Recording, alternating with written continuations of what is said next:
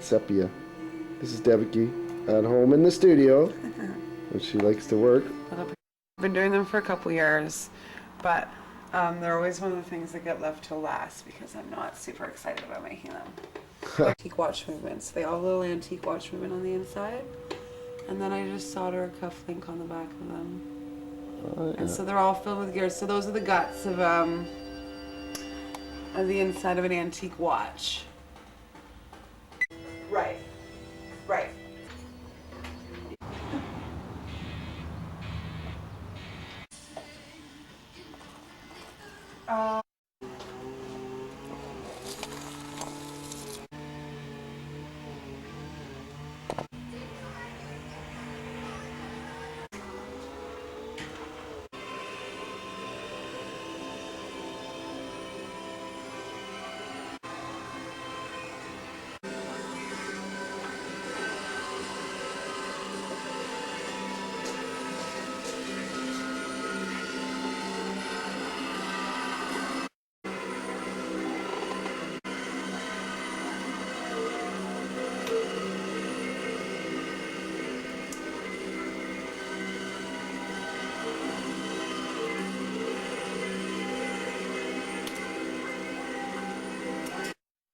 Yeah, most of them are the same. Some of them are a little bit different, but you kind of just have to feel them out and you kind of get a good feel of how each of them work.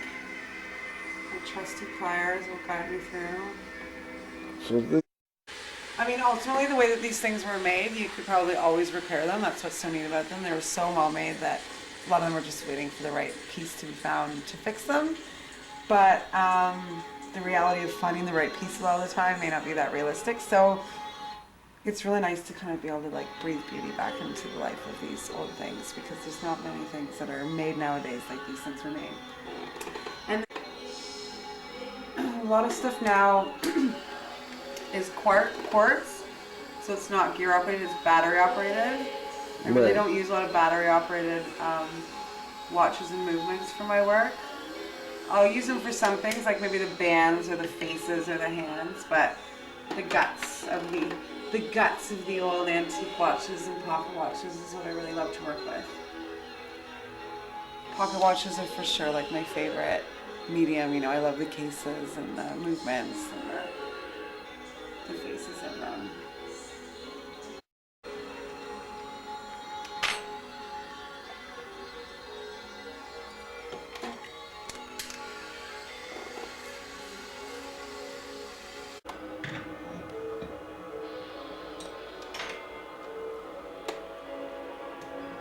Pieces of solder on here and then cover it with flux. Get a little dab there and the flux will make like the solder run to wherever the heat goes. Put a little bit of torch under it and heat it up until it leads into where I want it to go. And then after all this I'll have to go over all of them and polish them all and rub off all the solder and the burn marks and kind of buff them all up a little bit. And they will be a full line of steampunk cufflinks ready to go. I used to do a lot more jewelry for men. I don't do as much anymore. I mean, I really actually enjoy doing a lot of unisex pieces, but they just don't quite sell as well. So necklaces is what I find myself making the most, as I'm sure you can tell. I like making pendants.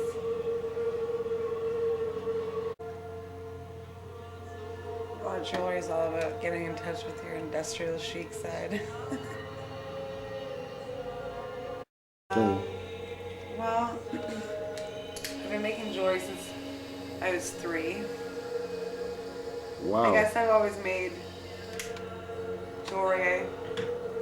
It's always been kind of like found materials too. For a long time it was like seeds I collected traveling, so I'd collect seeds and stones and shells and make stuff out of that.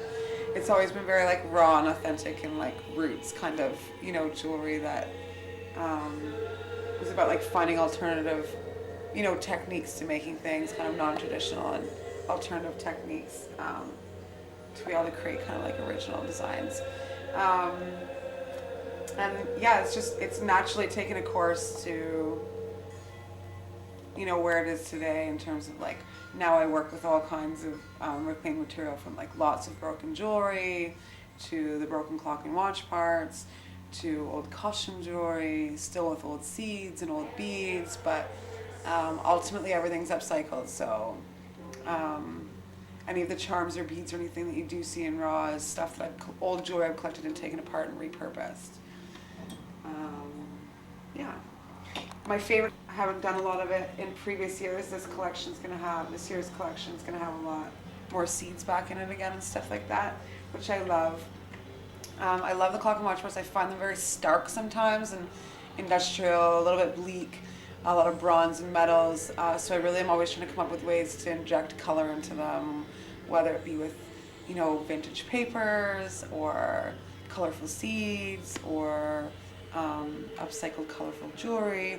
Try to find ways to kind of give it a softer touch and more feminine touch and more kind of like vibrant and colorful aspect to it.